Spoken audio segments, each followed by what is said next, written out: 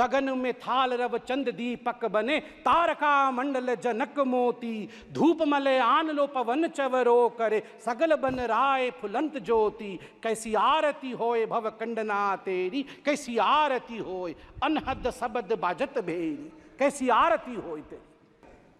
मैं गर्व से कहता हूं मैं हिंदू हूं और मैं हिंसक नहीं हूं।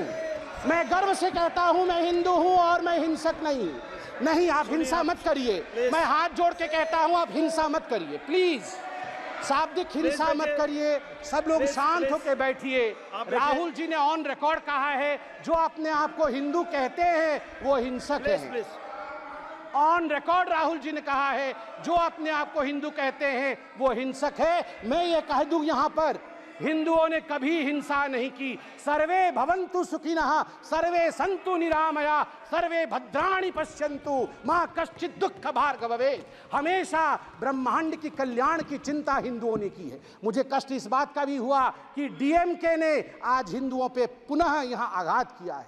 राजा साहब ने अपने भाषण में यह कहा कि हिंदू महिलाओं को एंस्लेव करती है। नहीं, हिंदू महिलाओं को देवी के रूप में पूजा करती है, उपासना करती है। दुर्गा, सरस्वती, लक्ष्मी, विमला ये माताएं हैं हमारी। हमने कभी एंस्लेव नहीं किया है। ये बहुत गलत है। और मुझे लगता है राहुल गांधी ये नहीं जानते हैं कि शिव जी त्रिशूल क्यों रखते हैं।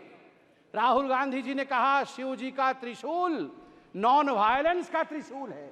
ना राहुल जी, हमारे सभी देवी देवता एक हाथ में शास्त्र रखते हैं और दूसरे हाथ में दंड या शस्त्र भी रखते हैं। यदि शास्त्र का पालन ना हो, धर्म का पालन ना हो, तो फिर शस्त्र उठा करके दंड देने का संवैधानिक प्रयोजन अनादिकाल से हमारे देवी देवताओं के पास था। इसलिए भय बिनु प्रीति नहीं हो सकता है। प्रीति करना होगा, इस देश से करना होगा, इस देश का जिंदाबाद करना होगा। चिल्लाइए मत, पीछे वो बैठे हैं जिन्होंने जय फिलिस्तीन कहा था। आप बैठिए। ना, बिल्कुल सही कह रहा हूं जी। आपने यहाँ शपथ में जय फिलिस्तीन कह दिया। मुझे तो डर इस बात का है कि वह दिन भी दूर नहीं जब आप में से कोई यहाँ जय पाकिस्तान भी कह दे। भरोसा नहीं है। जय फिलिस्तीन कह सकते हैं तो जय पाकिस्तान भी कह सकते हैं आप लोग। आप लोग धिक्कार का विषय है, धिक्कार का विषय है। यदि आप जय फिलिस्तीन कह सकते हैं, यहाँ पर जो संवैधानिक प्रक्रियाएं हैं उसको ताक पे रख करके आपने जय फिलिस्तीन कहा। कल को जय पाकिस्तान कैसे नहीं कह सकते हैं? कह सकते हैं। और आप लोगों ने कहा सेंगोल हटा दीजिए। आप लोगों ने कहा सेंगोल हटा दीजिए। सेंगोल मतलब समझते हैं आप? सेंगोल एक तमिल शब्द है जिसका अर्थ है सिमाई। सिमाई मतलब राइटियसनेस, न्याय का दंड है। ये धर्म का दंड है। धर्म मतलब हिंदू, मुस्लिम, सिख, ईसाई नहीं। धर्म मतलब धारयति इति धर्म, जो धारण करता है न्याय को वो धर्म है। ये दंड न्याय को धारण करता है। ये कभी ना हटेगा, ना हटने की इसके स्वप्न कोई देख सकता है। आप सभी को प्रणाम। पीठासीन महोदय, आपको बहुत धन्यवाद। राष्ट्रपति महोदया के अभिभाषण पर आपने मुझे धन्यवाद प्रस्ताव पे बोलने का सुअवसर दिया है। आज मैं इस सदन को भी धन्यवाद देना चाहूँगा कि आज 1 जुलाई को, जो कि डॉक्टर्स डे भी है, एक बहुत बड़ी चिकित्सा का काम गुलामी के खिलाफ हुआ है। गुलामी की मानसिकता जिसमें बचपन से हम आईपीसी और सीआरपीसी सुना करते थे, अब हम आईपीसी और सीआरपीसी नहीं सुनेंगे, हम भारतीय न्याय संहिता सुनेंगे, हम भारतीय नागरिक सुरक्षा संहिता सुनेंगे। स्वाभाविक रूप से ये एक बहुत बड़ा बदलाव है। मुझे दुख इस बात का है और मुझे कई बार कष्ट इस विषय को लेकर होता है कि ये बातें सुनने में छोटी छोटी लगती होंगी। ये बातें सुनने में शायद महत्वपूर्ण नहीं लगता होगा कि आईपीसी और सीआरपीसी था, भारतीय न्याय संहिता हो गया तो क्या बदलाव हो गया। ये एक बहुत बड़ी छलांग है। ये मानसिकता में परिवर्तन है। आप सोच के देखिए, अंग्रेजों द्वारा बनाया गया कानून घसीटते हुए हम हिंदुस्तान के 75 वर्ष आज़ादी के हो गए थे, फिर भी हम उसे घसीटते हुए ले जा रहे थे। एक नरेंद्र मोदी को आना पड़ा बतौर प्रधानमंत्री यह सोचने के लिए कि we have to change this mentality, we have to come above this and we have to in a way and this enslaving mentality of the society of India. I thank the Prime Minister, I thank the Home Minister, and I thank each and every one of you for supporting this. सभापति महोदय, तीसरी बार मोदी जी की सरकार बनी है और हर जगह खुशी का माहौल है। हम भी खुश हैं, स्वाभाविक रूप से सरकार बनी, हम खुश हैं। देश की जनता तो खुश है ही कि मोदी जी की सरकार बनी। और विडंबना देखिए, जिनको हम सोच रहे थे कि दुखी होंगे कि हमारी सरकार बनी है और उनकी सरकार नहीं बनी, वो भी खुश है। तो मुझे तो समझ में नहीं आ रहा है, अगर चहुंदिक दिशा में खुशी का वातावरण है, हम खुश, देश खुश, वो भी खुश है, तो खतरे में कौन है और भयभीत कौन है? किसी को भयभीत नहीं होना चाहिए बंधु। आप तो खुश हैं, आप तो खुशी जाहिर कर रहे हैं, और डबल खुशी तो हमारे पास है। हमारे पास खुशी इस बात की भी है कि हमने सरकार बनाई है, और खुशी इस बात की भी है कि एलओपी राहुल जी बने। डबल खुशी है। और एक राहुल जी नहीं बने हैं, दो दो राहुल जी। आज एक राहुल जी ने कहा मैं आज एक नहीं हूं, मैं दो। जब एक राहुल से इतना बड़ा एसेट का हमें प्राप्ति हुई थी, आप सोचिए दो राहुल से इस देश को कितना लाभ होगा। और मुझे लगता है हमारे जो विपक्ष के साथी हैं उन्हें भी दो राहुल से बहुत ही लाभ होगा। नहीं, अच्छी बात है। देखिए, राहुल जी एक एसेट हैं, इसमें कोई दो मत नहीं। मुझे लगता है विपक्ष के मेरे साथी भी इससे सहमत होंगे कि Rahul ji is an asset. Now we have double assets. बंधुगण, मुझे कष्ट इस बात का होता है, मित्रों, मुझे कष्ट इस बात की होती है कि ये दुखी इस विषय से नहीं है, ये दुखी इस विषय से नहीं है कि सरकार उनकी नहीं बनी। बिकॉज आज राहुल जी ने कहा है कि मैं खुश हूं, we are happy and we are contented. हमें खुशी है कि हम अपोजिशन में है। वो दुखी इस बात से नहीं है कि सरकार उनकी नहीं बनी, वो दुखी इस बात से है कि ये डूब क्यों नहीं रहे हैं, इनका 400 पार क्यों नहीं हुआ है। मतलब ये खुशी मना रहे हैं इस बात को लेकर कि इनका 400 पार नहीं हुआ है, और इस विषय को लेकर वो दिवाली मना रहे हैं।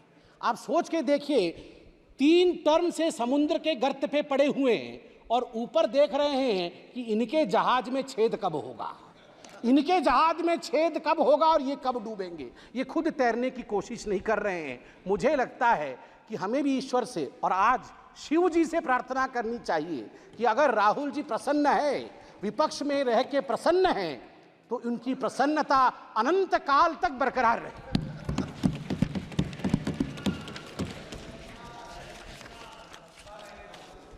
सभापति महोदय, मैं पहली बार सांसद बन के आया हूं। इससे पहले आप लोगों ने कई बार टीवी में देखा होगा।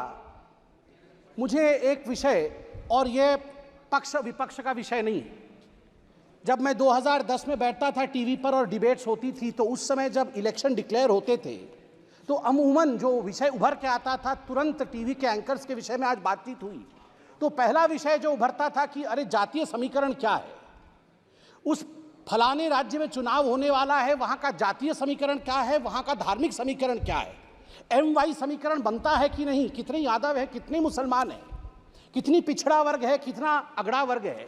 इस समीकरण से क्या हम सरकार बना पाएंगे, कौन सी पार्टी सरकार बनाएगी। टुडे आई कैन प्राउडली से that this narrative has been forever killed by the Honorable Prime Minister, Mr. Narendra Modi ji's narrative of development. For the first time in the Indian polity's history, the narration today is how many toilets have been constructed, how many Awas Yojanas have been sent to the poor people. पहली बार आज देश में चर्चा का विषय बना है कि देश में आज 12 करोड़ शौचालय है। देश में आज आवास योजना के माध्यम से 4 करोड़ घर पहुंचाए गए हैं। आज पीएम ग्राम सड़क योजना के माध्यम से 7,45,000 किलोमीटर सड़क बनी है। जल जीवन मिशन के माध्यम से 13 करोड़ घरों तक टैप वाटर पहुंचाया गया है। आज ODF 4 लाख से अधिक गांव आज ओपन डिफिकेशन फ्री ग्राम घोषित किए गए हैं। किसान सम्मान निधि आज लगभग 11 करोड़ 47 लाख किसानों को 3 लाख करोड़ रुपए उनके अकाउंट में डायरेक्ट बेनिफिट ट्रांसफर के माध्यम से दिया जा रहा है।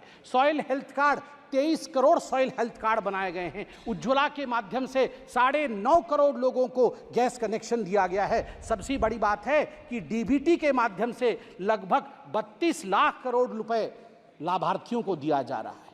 याद करिए, एक ऐसा समय था जब तत्कालीन प्रधानमंत्री राजीव गांधी कहते थे मैं 100 पैसे भेजता हूं, 1 रुपए भेजता हूं, तो मात्र 18 पैसे नीचे पहुंचते हैं, बाकी बीच में ही समाप्त हो जाते हैं।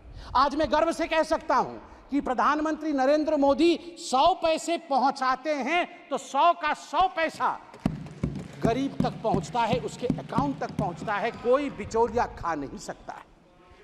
सभापति महोदय, आज डेमोक्रेसी को लेकर, लोकतंत्र को लेकर बहुत सारी बातें हुई हैं, और आज ही से नहीं, जिस दिन से ओथ टेकिंग चल रहा है, जिस दिन से शपथ समारोह चल रहा है, उसी दिन से लोकतंत्र को लेकर, संविधान की प्रतियों को लेकर बहुत बातें हो रही है। मैं जगन्नाथपुरी से आता हूं और आज मैं गर्व से यहां जय जगन्नाथ कहते हुए कहता हूं कि लोकतंत्र का जन्म जगन्नाथ धाम में ही हुआ। मैं बताऊंगा, वैज्ञानिक दृष्टिकोण से बताऊंगा क्यों हुआ। लोकतंत्र का जन्मदाता जगन्नाथ धाम है। जगन्नाथ मंदिर ने कलिंग के समय लोकतंत्र स्थापित किया। कलिंग अंग भंग कलिंग कहा जाता है। कलिंग के नरेश, कलिंग के राजा, कलिंग के सब कुछ भगवान जगन्नाथ है। वो तो जगत के नाथ हैं, वो तो ब्रह्मांड के नाथ हैं, मगर कलिंग में हम मानते हैं कि हमारे सर्वे सर्वा नारायण स्वयं हैं, जगन्नाथ है। वो रत्न सिंहासन पर बैठते हैं, रत्न सिंहासन से कलिंग का आसन वो संभालते हैं। उनका प्रतिनिधि वहां के गजपति महाराज होते हैं। मगर आप देखिए सुंदरता, लोकतंत्र का जन्म कैसे होता है। जगन्नाथ महाराज भी, राजाधिराज जगन्नाथ, इस जगत के नाथ जगन्नाथ, रत्न सिंहासन को त्याग करके साल में एक बार वो रथारूढ़ होते हैं। वो कहते हैं मैं गरीबों से मिलने जाऊंगा, उनके घर तक जाऊंगा, जो मेरे पास नहीं आ सकते हैं मैं उनसे मिलूंगा। यही लोकतंत्र है, यह प्रजातंत्र है। और जब रत्न सिंहासन त्यज करके जगन्नाथ रथारूढ़ होते हैं, रथ पर आते हैं, तो गजपति महाराज, उड़ीसा के जो महाराज हैं, वो अपने हाथ में झाड़ू लेकर खुद जगन्नाथ के आगे झाड़ू चलाते हैं। उस दिन वो सफाई कर्मचारी बन जाते हैं। और गर्व के साथ मैं उत्कल पुत्र, उड़ीसा का निवासी कह सकता हूं। इसी कारण से उड़ीसा में जाति प्रथा नहीं है, क्योंकि हमारे राजा को झाड़ू पकड़ना पड़ता है। जगन्नाथ के सामने लोकतंत्र चलती है, और लोकतंत्र की जगन्नाथ की भूमि में राजा भी झाड़ू मारने के लिए बाध्य है। उसे छेरा पहरा कहते हैं। 7 तारीख को रथ यात्रा है, आप देखेंगे राजा स्वयं झाड़ू मार रहे होंगे और तभी जगन्नाथ आगे बढ़ेंगे। यह लोकतंत्र की महिमा है। जब तक सनातन है तब तक लोकतंत्र रहेगा भारतवर्ष में। जगन्नाथ धाम एक ऐसा धाम है, लोकतंत्र के सीख के लिए, अध्यात्म की सीख के लिए आदि शंकराचार्य से हम सब के गुरु गुरु नानक महाराज जी ने भी वहां पधारा था। नीलकंठ वर्णी जी ने भी वहां पधारा था। ऐसे कोई गुरु नहीं जो वहां नहीं आए और वहां से शिक्षा दीक्षा लेकर नहीं गए। और आज मैं फक्र के साथ कह सकता हूं, मेरे प्राजी वहां बैठे हुए हैं सभी। जब 1506 में गुरु नानक देव जी जगन्नाथपुरी आए थे, और जब वो अंदर गए थे मंदिर भगवान के दर्शन करने, उस समय आरती चल रही थी। उस भव्य आरती को देखने के पश्चात अनायास ही गुरु नानक देव जी के मुख से आरता निकला था, जो अपने आप में आज इतिहास है। गगन में थाल रव चंद दीपक बने, तारका मंडल जनक मोती, धूप मले आन लो पवन चवरो करे, सगल बन राय फुलंत ज्योति, कैसी आरती होए भव कंडना तेरी, कैसी आरती होए अनहद शब्द बाजत भेरी, कैसी आरती होए तेरी। गुरु नानक देव जी कह रहे कैसी आरती तेरी, भव्य आरती है। भव खंडना, भय खंडन करने वाला। आप सोच के देखिए, आज भय के विषय में बात हो रही है। अनादि काल से इस भय को खंडन करने का काम महादेव ने किया है। इस भय को खंडन करने का काम उस सनातन ने किया है, जिस सनातन को मिटाने के विषय में आज ये लोग कह रहे थे और अनेकों वर्षों से सनातन के विरोध में कह रहे थे। मैं केवल और कुछ शब्द कह के अपने विषय को शांत करूंगा। सभापति महोदय, आज मुझे बड़ी तकलीफ हुई कि हिंदू धर्म को लेकर आज यहां पर जिस प्रकार से विषय रखा गया है, यह अनुचित है। आज यहां राहुल गांधी जी ने सभी के सामने कहा कि हिंदू धर्म को मानने वाले जो अपने आप को हिंदू कहते हैं वो हिंसक है। मैं गर्व से कहता हूं मैं हिंदू हूं और मैं हिंसक नहीं हूं। मैं गर्व से कहता हूं मैं हिंदू हूं और मैं हिंसक नहीं। आप हिंसा मत करिए। मैं हाथ जोड़ के कहता हूं आप हिंसा मत करिए प्लीज। शाब्दिक हिंसा मत करिए, सब लोग शांत होकर बैठिए। राहुल जी ने ऑन रिकॉर्ड कहा है जो अपने आप को हिंदू कहते हैं वो हिंसक है। ऑन रिकॉर्ड राहुल जी ने कहा है जो अपने आप को हिंदू कहते हैं वो हिंसक है। मैं ये कह दूं यहां पर, हिंदुओं ने कभी हिंसा नहीं की। सर्वे भवन्तु सुखिनः, सर्वे सन्तु निरामया, सर्वे भद्राणि पश्यन्तु, मां कश्चित् दुःख भाग् भवेत्। हमेशा ब्रह्मांड की कल्याण की चिंता हिंदुओं ने की है। मुझे कष्ट इस बात का भी हुआ कि डीएमके ने आज हिंदुओं पे पुनः यहां आघात किया है। राजा साहब ने अपने भाषण में यह कहा कि हिंदू महिलाओं को एंस्लेव करती है। नहीं, हिंदू महिलाओं को देवी के रूप में पूजा करती है, उपासना करती है। दुर्गा, सरस्वती, लक्ष्मी, विमला ये माताएं हैं हमारी। हमने कभी एंस्लेव नहीं किया है। ये बहुत गलत है। और मुझे लगता है राहुल गांधी ये नहीं जानते हैं कि शिव जी त्रिशूल क्यों रखते हैं। राहुल गांधी जी ने कहा शिव जी का त्रिशूल नॉन वायलेंस का त्रिशूल है। ना राहुल जी, हमारे सभी देवी देवता एक हाथ में शास्त्र रखते हैं और दूसरे हाथ में दंड या शस्त्र भी रखते हैं। यदि शास्त्र का पालन ना हो, धर्म का पालन ना हो, तो फिर शस्त्र उठा करके दंड देने का संवैधानिक प्रयोजन अनादिकाल से हमारे देवी देवताओं के पास था। इसलिए भय बिनु प्रीति नहीं हो सकता है। प्रीति करना होगा, इस देश से करना होगा, इस देश का जिंदाबाद करना होगा। चिल्लाइए मत, पीछे वो बैठे हैं जिन्होंने जय फिलिस्तीन कहा था। आप बैठे। ना ना ना ना, बिल्कुल सही कह रहा हूं जी। आपने यहाँ शपथ में जय फिलिस्तीन कह दिया। मुझे तो डर इस बात का है कि वह दिन भी दूर नहीं जब आप में से कोई यहाँ जय पाकिस्तान भी कह दे। भरोसा नहीं है। जय फिलिस्तीन कह सकते हैं तो जय पाकिस्तान भी कह सकते हैं आप लोग। आप लोग धिक्कार का विषय है, धिक्कार का विषय है। यदि आप जय फिलिस्तीन कह सकते हैं, यहाँ पर जो संवैधानिक प्रक्रियाएं हैं उसको ताक पे रख करके आपने जय फिलिस्तीन कहा, कल को जय पाकिस्तान कैसे नहीं कह सकते हैं? कह सकते हैं। और आप लोगों ने कहा सेंगोल हटा दीजिए, आप लोगों ने कहा सेंगोल हटा दीजिए। सेंगोल मतलब समझते हैं आप? सेंगोल एक तमिल शब्द है जिसका अर्थ है सिमाई। सिमाई मतलब राइटियसनेस, न्याय का दंड है। ये धर्म का दंड है। धर्म मतलब हिंदू, मुस्लिम, सिख, ईसाई नहीं। धर्म मतलब धारयति इति धर्म, जो धारण करता है न्याय को वो धर्म है। ये दंड न्याय को धारण करता है। ये कभी ना हटेगा, ना हटने की इसके स्वप्न कोई देख सकता है। इतना ही कह के मैं पीठासीन को नमन करके धन्यवाद देता हूं। श्री अमरिंदर सिंह ब्रार जी।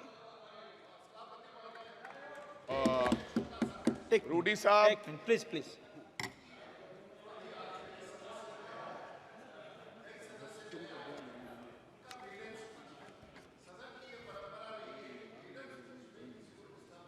यस, गलत बोलोगे तो क्यों नहीं होगा?